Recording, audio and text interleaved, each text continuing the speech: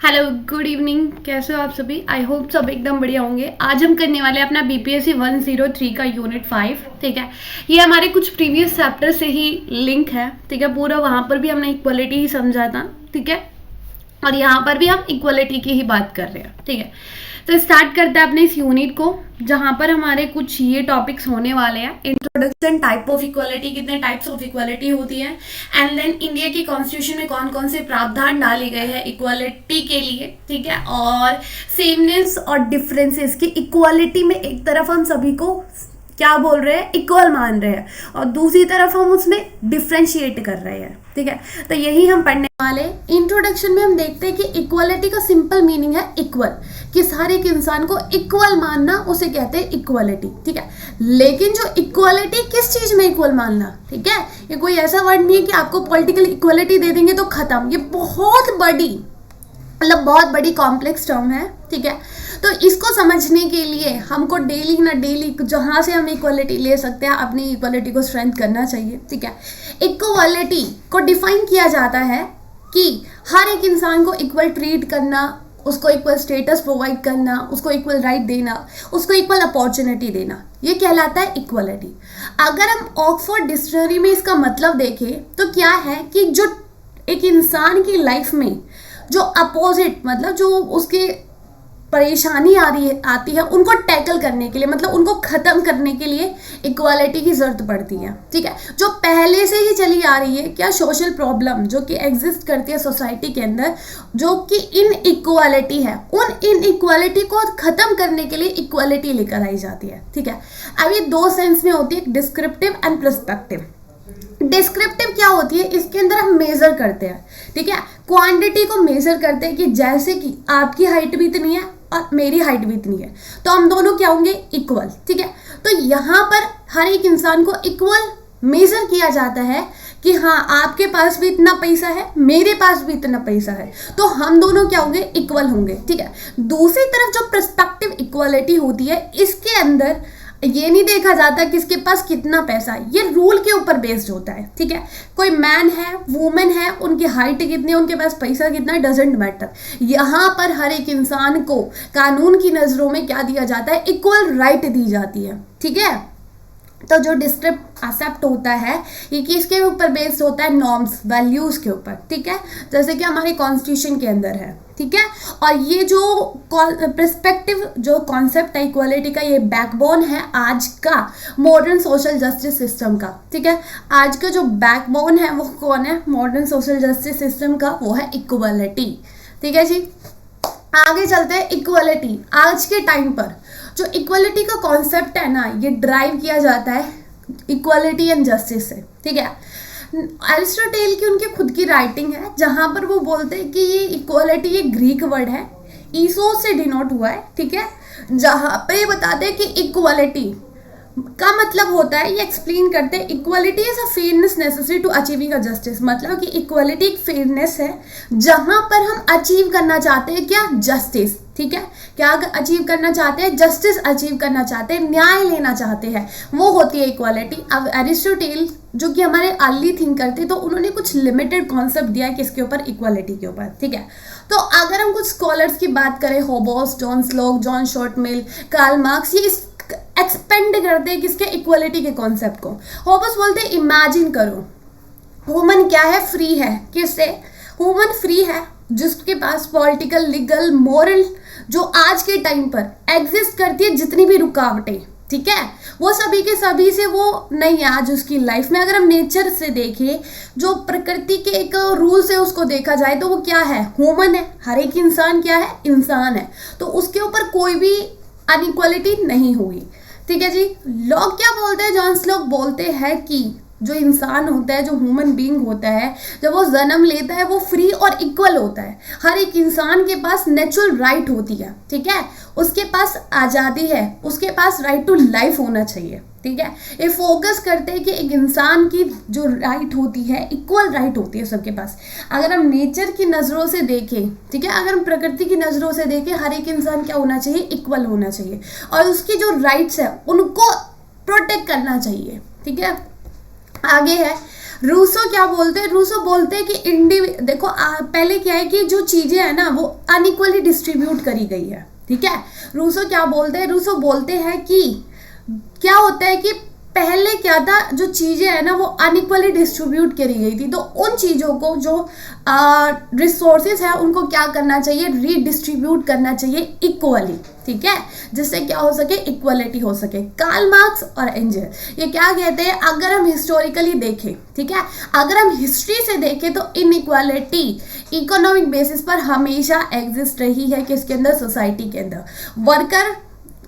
Worker को ले लो या प्रॉपर्टी आउनिंग क्लास को लेकर ले लो, आप हिस्ट्री से देखो और अब तक हमेशा सोसाइटी के अंदर क्या एग्जिस्ट करती है, अनइक्वालिटी, ठीक है। ये बोलते हैं कि जो समाज है वो बटा हुआ है, एक ऑनर है तो एक एक्सप्लॉइट, जिसको क्या करा जा रहा है, जिसका शोषण हो रहा है, और कौन कर रहे हैं, बड़े लोग कर रहे हैं, ठीक है।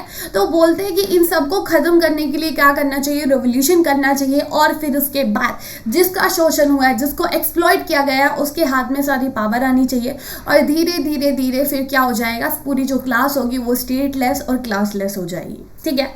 तो ये था किसका, कार्ल मार्क्स का कहना। अब कितने टाइप्स ऑफ इक्वालिटी होती है, 4 टाइप की इक्वालिटी होती है। पहली होती है सिविल इक्वालिटी, जहां पर एक सेम लॉ होता है, हर एक सिटीजन को कानून की नजरों में क्या देखा जाता है, इक्वल माना जाता है। पॉलिटिकल इक्वालिटी क्या होती है, जहां पर हर एक इंसान पॉलिटिकली पार्टिसिपेट कर सकता है, ठीक है, वो पॉलिटिकल इक्वालिटी होगी। सोशल इक्वालिटी, जहां पर हर एक इंसान को इक्वल अपॉर्चुनिटी दी जाती है सोसाइटी के अंदर, वो होगी आपकी सोशल इक्वालिटी। इकोनॉमिक इक्वालिटी, जहां पर अगर आपके पास गरीबी है तो उस गरीबी को क्या कर दिया जाएगा, रिमूव कर दिया जाएगा, और हर एक इंसान जो वेल्थ है उसको एंजॉय कर सकता है, सभी के पास क्या होगा, रिसोर्सेज होगा, ये होगा इकोनॉमिक इक्वालिटी, ठीक है। तो ब्रॉड 4 हमारे ब्रॉड एक्सेप्ट थे, कौन से, civil, social, political and economic, ठीक है। अब हम देखते हैं equality of treatment. Equality of treatment क्या होता है, देखो इसके 2 प्रिंसिपल के ऊपर बेस्ड होती है ये जो इक्वालिटी होती है, इसके ऊपर 2 कौन से प्रिंसिपल, एक फॉर्मल एंड सब्सटेंसिव, ठीक है। फॉर्मल के अंदर क्या बोला जाता है, ये लीगल इक्वालिटी होती है, जहां पर हर एक इंसान को इक्वली ट्रीट किया जाता है, ठीक है। यहाँ पर बोला जाता है सभी इक्वल है, सोसाइटी इक्वल है, ठीक है। जैसे हमारा आर्टिकल 14 है, वहां पर कानून कोई भी हो, ठीक है, कोई भी हो, सभी को क्या मानता है, इक्वल मानता है, वहां पर कोई डिफरेंस नहीं किया जाता। लेकिन जो सब्सटेंसिव इक्वालिटी होती है, यहां पर रिकॉग्नाइज किया जाता है कि सोसाइटी ही डिफरेंस है, ठीक है, सोसाइटी ही अनइक्वल है, ठीक है। बोला जाता है जो मिनॉरिटी है उनके पास नहीं है भाई, ठीक है, और बहुत जो मेजॉरिटी है उसके पास है, क्या है, वेल्थ है, ठीक है। तो यहाँ पर क्या करा जाता है, डिफरेंशिएट करा जाता है, ठीक है। यहाँ पर डिस्क्रिमिनेशन होता है, इंप्रूव किया जाता है किसको, इक्वल अपॉर्चुनिटी को, डिग्निटी को, जो उनके पास नहीं है उनको वहां तक लेकर आया जाता है, ठीक है। तो इसके अंदर आपके साथ डिस्क्रिमिनेट किया जाएगा, क्यों, सोसाइटी को इक्वल करने के लिए, ठीक है जी। तो ये हुआ हमारा इक्वल ट्रीटमेंट। आगे चलते हैं इक्वलिटी ऑफ आउटकम। इसमें क्या बोला जाता है कि आप ध्यान मत दो, क्या बोला जाता है, ध्यान मत दो, हम क्या कर रहे हैं अभी, हम ये क्या बोलते हैं, ये बोलते हैं कि आपको स्टार्टिंग में क्या करना पड़ेगा, डिस्क्रिमिनेशन करना पड़ेगा, ठीक है। ये एट द रिजल्ट की बात करते हैं, जैसे आज के टाइम पर हम ले ले, आज क्या होता है, आज आप देखोगे कि SC, ST और OBC इनको रिजर्वेशन दी जाती है। अब क्यों दी जाती है, कि ये आगे आ सके, क्या आ सके, इनको इक्वल करा जा सके सोसाइटी में, जो पहले से पिछड़े हुए वर्ग है उनको आगे लेकर आने की बातें की जाती है, ठीक है। तो अभी तो हम डिस्क्रिमिनेट कर रहे हैं, लेकिन हमने फ्यूचर का सोचा है कि जो अभी तक आगे नहीं आ पाए उनको सरकार क्या करेगी, आगे लेकर आएगी, ठीक है। तो इसलिए क्या बोला जाता है, हम रिजल्ट की बात करते हैं, ठीक है।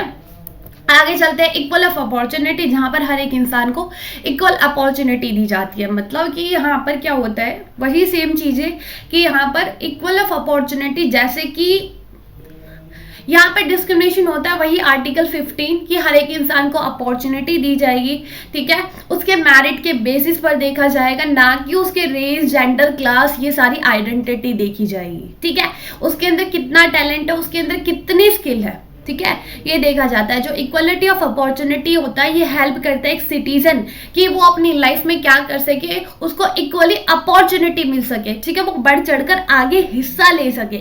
ऐसा नहीं कि फाइनेंशियली अगर उसको दिक्कत है वो आगे नहीं जा सकता, ठीक है, वहां पर उसकी कौन हेल्प करेगी, सरकार हेल्प करेगी। आगे चलते हैं, इक्वलिटी ऑफ रिस्पॉन्सिबिलिटी। इसके अंदर क्या होता है कि हर एक इंसान की इक्वली रिस्पॉन्सिबिलिटी है। अगर कोई इंसान कुछ भी करता है, ठीक है, तो वो अपने एक्शन को लेकर क्या रहेगा, जवाबदेही रहेगा। अगर कल को कोई इंसान रास्ते में जाकर किसी को भी मारता है तो बताएगा ना सरकार को मैंने उसको क्यों मारा, ठीक है। तो इंडिया के अंदर ऐसा नहीं है कि कोई किसी की जान ले ले और फिर उसके बाद वो सरकार को जब उससे पूछे, गवर्नमेंट उससे पूछे हाँ भाई क्यों मारा, तो अकाउंटेबल ना रहे, ठीक है।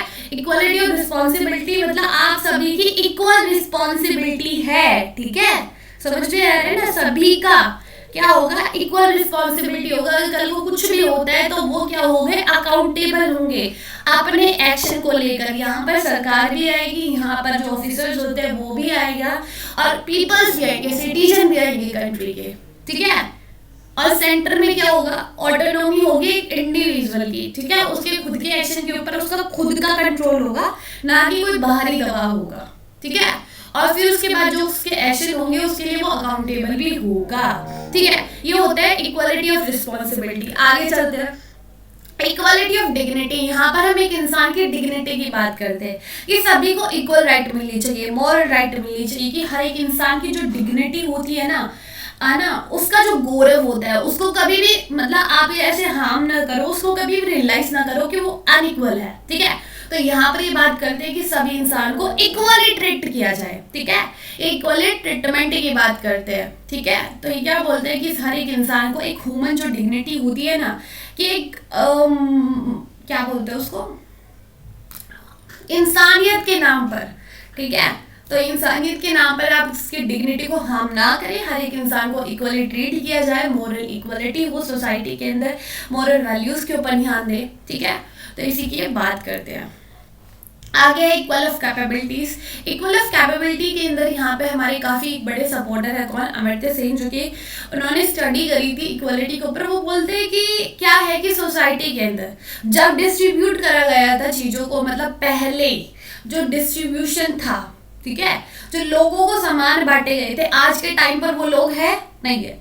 जो सोसाइटी है जब डिस्ट्रीब्यूशन हो रहा था रिसोर्सेज का, वो नहीं थी, ठीक है। तो वो क्या बोलते हैं, वो बोलते हैं जब वो नहीं थे तो आप उन रिसोर्सेज के अकॉर्डिंग कैसे उनको इक्वल और अनइक्वल मान सकते हो, ठीक है। तो वो क्या कहती है, वो बोलती है कि आज के टाइम पर उसकी कैपेबिलिटी के ऊपर ध्यान देना चाहिए, ठीक है। अब उसके पास रिसोर्सेज नहीं है, इसका मतलब ये नहीं कि वो कुछ नहीं कर सकता, ठीक है। मतलब अगर उसके अंदर कैपेबिलिटी है कुछ करने की तो उसको इक्वल माना जाएगा, ठीक है।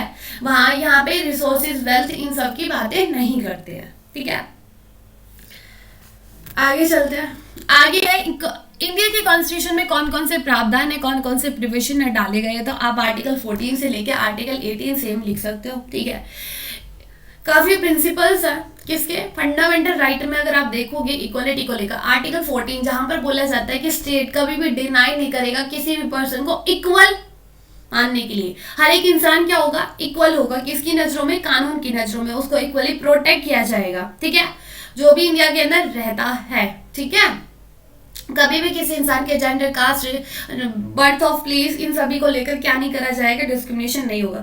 अगर कोई सी इंसान के साथ ऐसा डिस्क्रिमिनेशन होता है तो स्टेट क्या करेगा, उसको बचाएगा। ये कौन बोलता है, आर्टिकल 15, कि अगर किसी इंसान के साथ डिस्क्रिमिनेशन होता है उसके रिलीजियस को लेकर, उसके कास्ट को लेकर, उसके सेक्स को लेकर, उसके प्लेस ऑफ बर्थ को लेकर, तो वहां पर स्टेट क्या करेगी, कुछ पॉलिसीज बनाएगी, ठीक है, उसको उस डिस्क्रिमिनेशन से बचाएगी।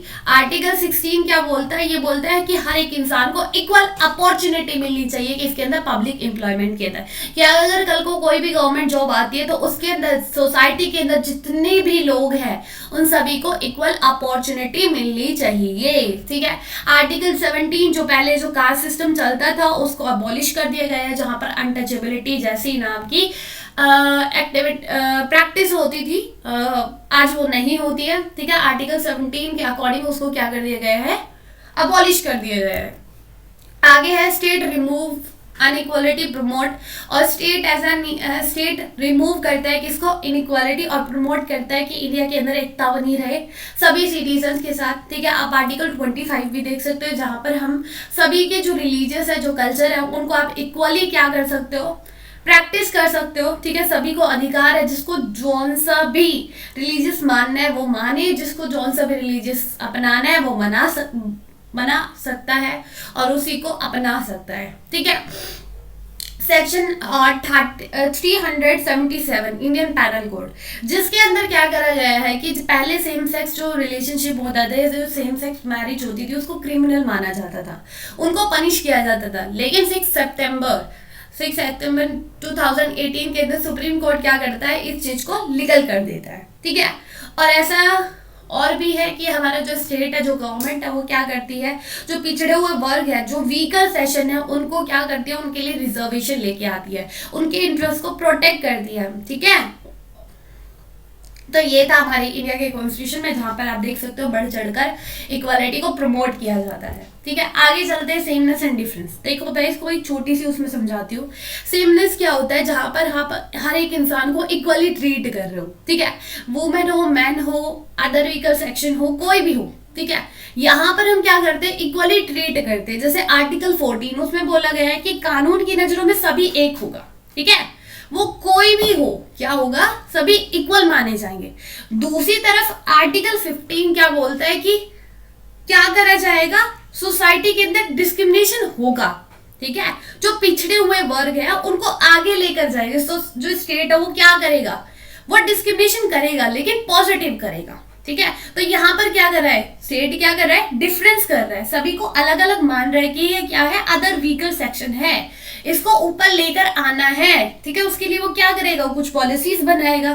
ठीक है, उसके लिए तो फिर स्टेट क्या कर रहा है, डिफरेंस कर रहा है, अलग मान रहा है। ठीक है, तो यही इसका एक वो है कि एक जगह तो क्या होता है, सभी को सेम माना जाता है, दूसरी तरफ डिफरेंस किया जाता है इक्वालिटी के अंदर। ठीक है, तो यही था हमारा आज का ये चैप्टर। आई होप आपको समझ में आया होगा। कोई दिक्कत, कोई परेशानी तो आप कमेंट सेक्शन में पूछ सकते हो, वरना अगर आपको क्लास की पीडीएफ चाहिए तो आपको टेलीग्राम पर मिल जाएगी।